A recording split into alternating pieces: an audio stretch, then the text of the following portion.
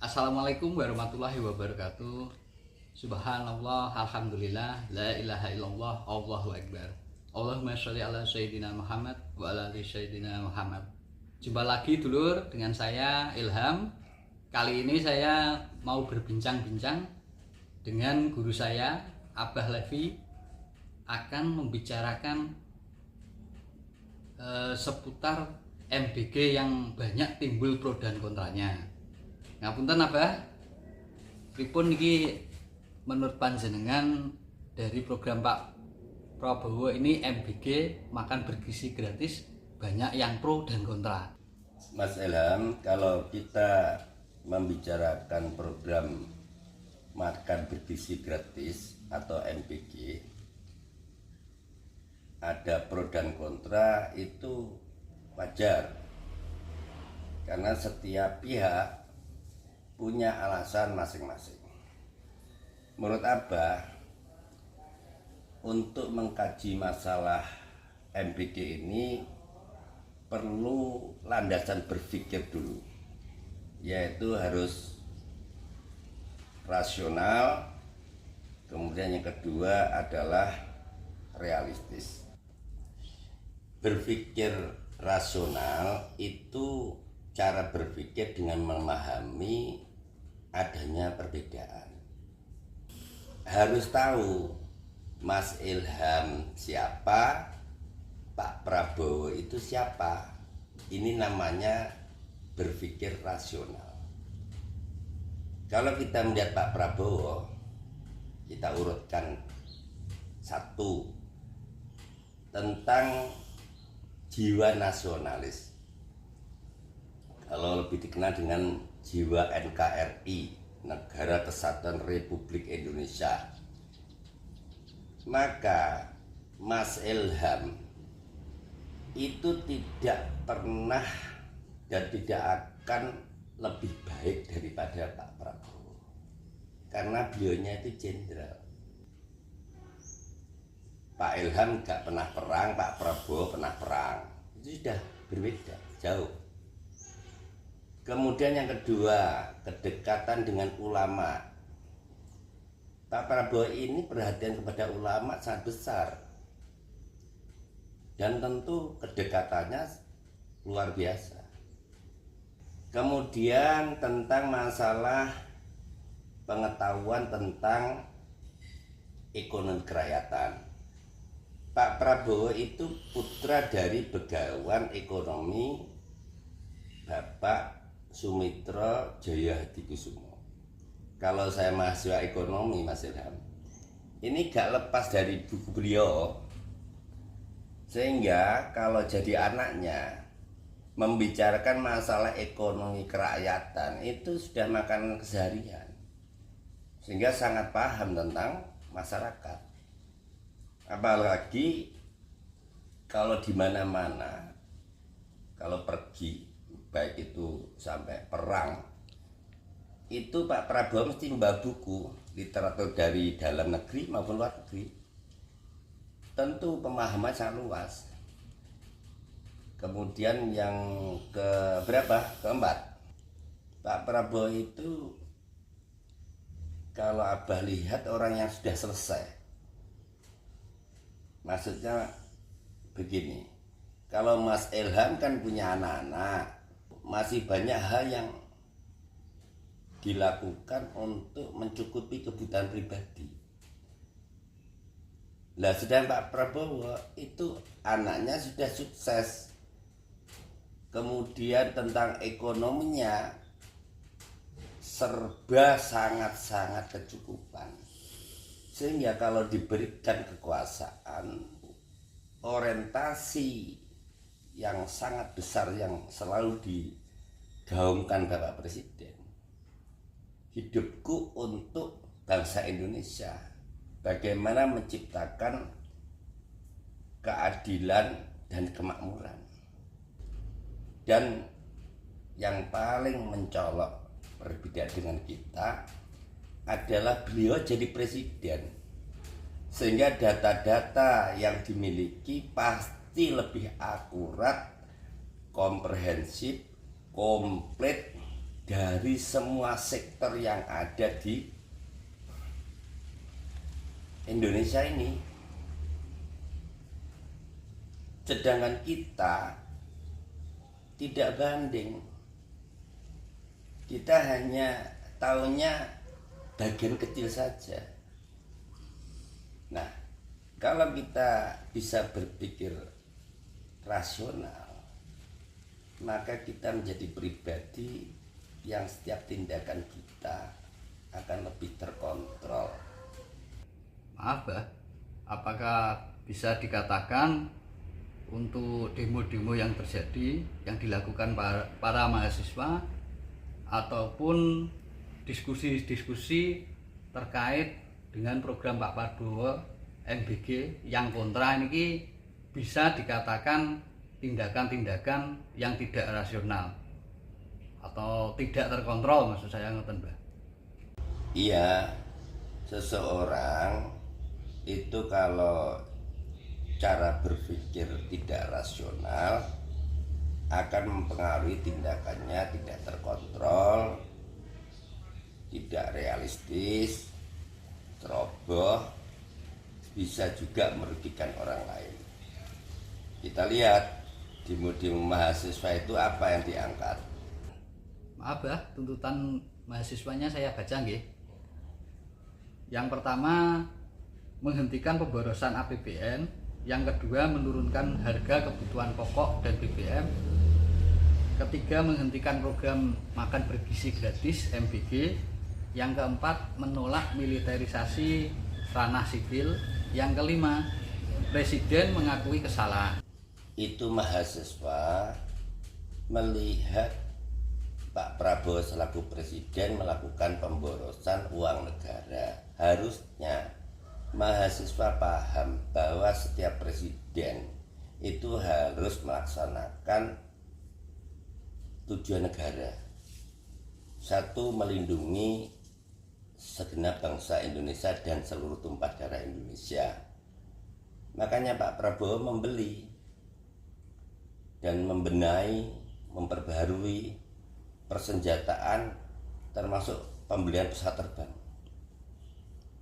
Kemudian yang kedua, memajukan kesejahteraan umum, di antaranya pemerataan kesejahteraan bagi seluruh masyarakat Indonesia, termasuk program MBG dan Koperasi Merah Putih.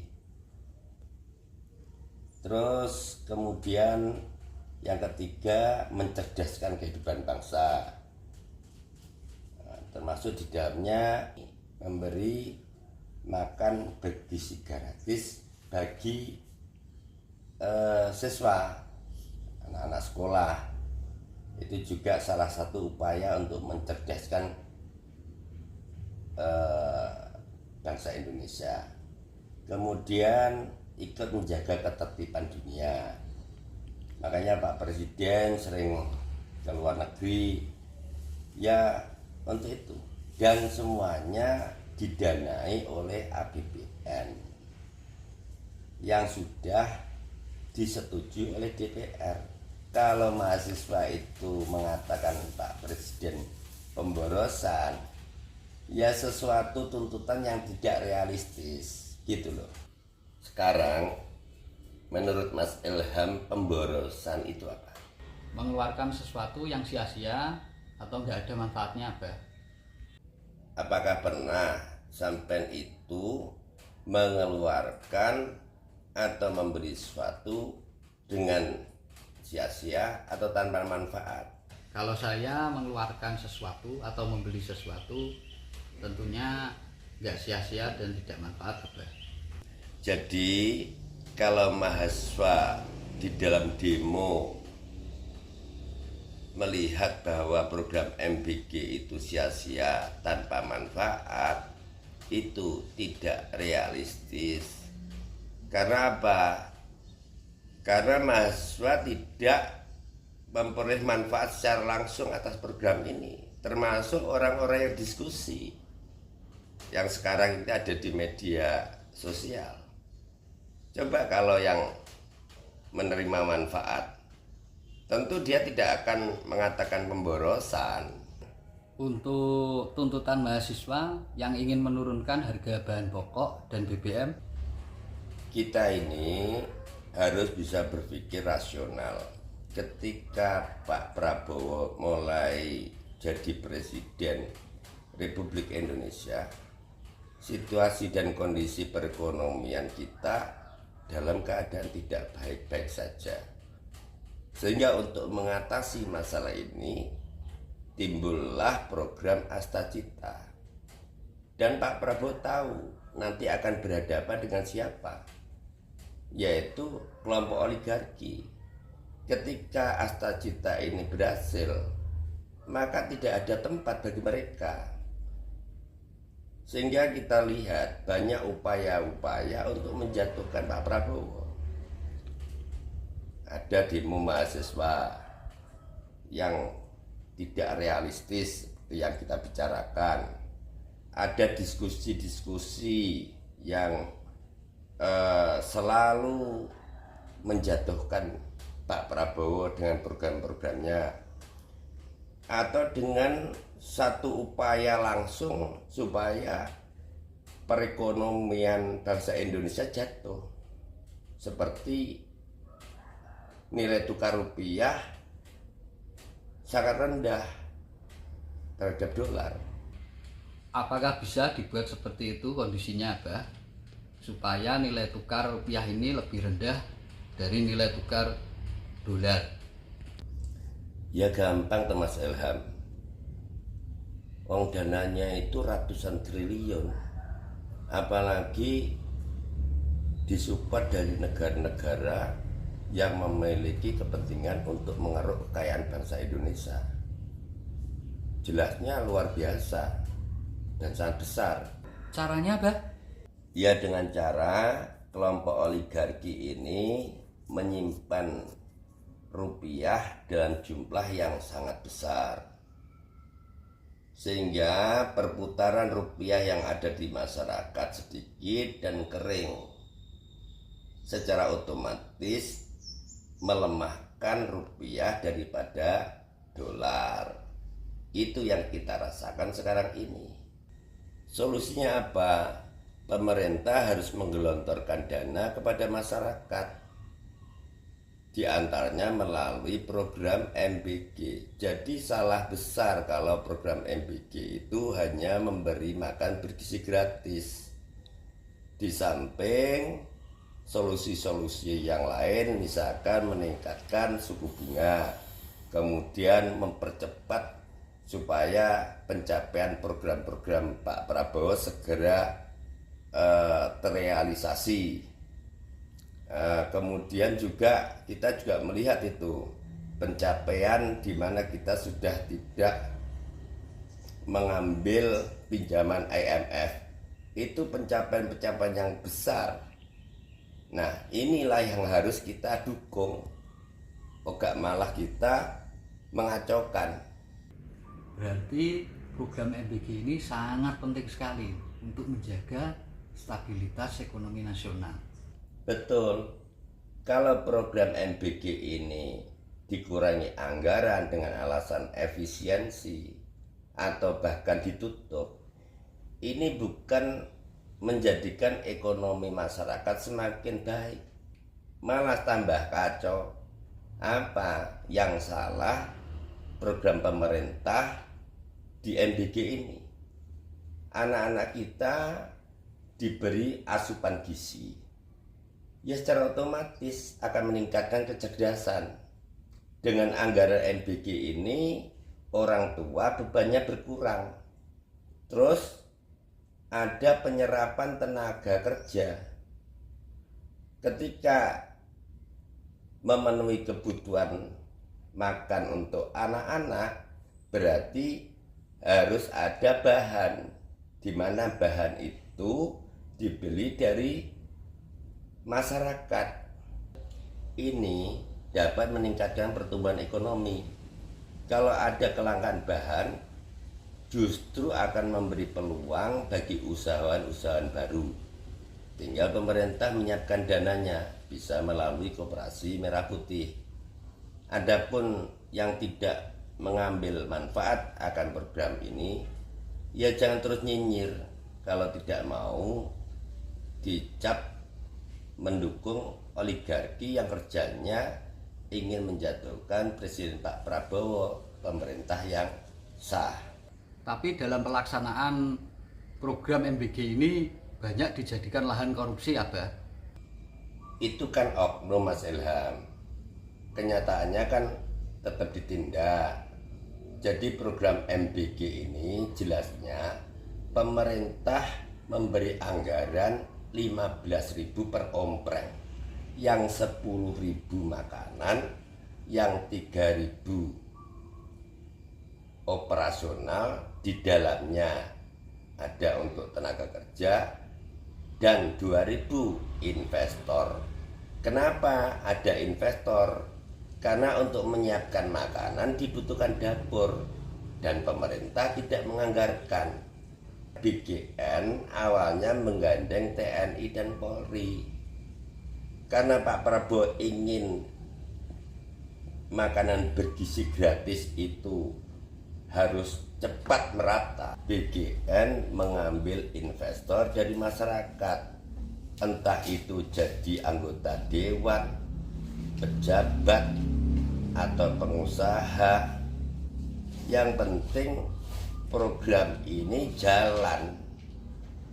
Yang menjadi masalah menurut Abah adalah pembagian daripada keuntungan yang 2.000 ini antara mitra, pemilik dapur yang ada di daerah, dan investor, apalagi dipengaruhi oleh oknum-oknum dari Badan Gizi Nasional, oligarki yang selalu berupaya untuk menghentikan program ini, dan kelompok-kelompok masyarakat yang cemburu atau iri karena tidak memiliki kesempatan berpartisipasi dalam program MBG ini. Untuk menghadapi persoalan-persoalan ini, harusnya pemerintah bagaimana, Pak? Harus jalan terus, karena program MBG ini sangat penting untuk meningkatkan pertumbuhan ekonomi bangsa Indonesia secara masif dan bisa mengcounter kelompok oligarki yang selalu ingin melemahkan rupiah terhadap dolar, dan ini mengganggu stabilitas ekonomi secara umum. Adapun persoalan-persoalan yang terjadi di dalam pelaksanaan MBG ya dibenahi. Justru cakupan penerimaan manfaat harus diperluas, anggaran harus diperbesar, bukan malah dikurangi, selama program-program yang lain tetap jalan. Sebenarnya Abah ini kurang setuju atas kebijakan-kebijakan yang dilakukan oleh Kepala BGN yang baru, yaitu dengan mengurangi anggaran program MBG ini dan melakukan efisiensi dengan menghentikan pembangunan dapur-dapur SPBG yang sedang jalan. Ini kan akan merugikan investor yang notabene-nya masyarakat. Ada juga kebijakan yang Abah lihat tidak rasional, yaitu untuk yang mampu tidak menerima MBG. Abah tidak bisa membayangkan kalau satu kelas semua pada makan, terus ada siswa yang dimana orang tuanya mampu tidak menerima sehingga tidak ikut makan. Ini kan kasihan, tentu akan mengganggu psikologis anak. Hal-hal semacam ini harusnya mendapatkan perhatian dari pemerintah, khususnya Pak Prabowo. Jangan sampai program MBG yang luar biasa dan harusnya lebih luas cakupannya bagi penerima manfaat menjadi terganggu hanya karena tekanan-tekanan dari demo mahasiswa yang tidak rasional dan realistis, kemudian diskusi-diskusi yang mendiskreditkan program MBG ini. Untuk tuntutan mahasiswa tentang penurunan harga BBM, terus militerisasi di ranah sipil, dan Pak Prabowo harus minta maaf, itu gimana ini, Mbak? Kebutuhan minyak dunia 20% dipasok oleh kapal-kapal yang melewati Selat Hormuz. Kalau ditutup akan terjadi kelangkaan dan pastinya harga naik. Makanya negara-negara di sekitar Indonesia seperti Malaysia, Filipina, Thailand itu harganya sudah naik. Kalau Indonesia yang naik Pertamax, kemudian masih ada pilihan di mana harga tidak naik, harusnya mahasiswa tidak memasukkan tuntutan tersebut, tidak realistis. Adapun militerisasi seperti kasus membuka peta lahan pertanian di Papua, memang oleh militer, tapi nanti diberikan kembali kepada masyarakat lokal. Jadi tidak ada militerisasi itu. Apalagi mahasiswa menyuruh Pak Prabowo untuk meminta maaf. Ya itu ada-ada saja. Matur nuwun, Abah. Demikian dulur bincang-bincang saya dengan Abah Levi, semoga dapat mencerahkan kita semua. Amin. Assalamualaikum warahmatullahi wabarakatuh.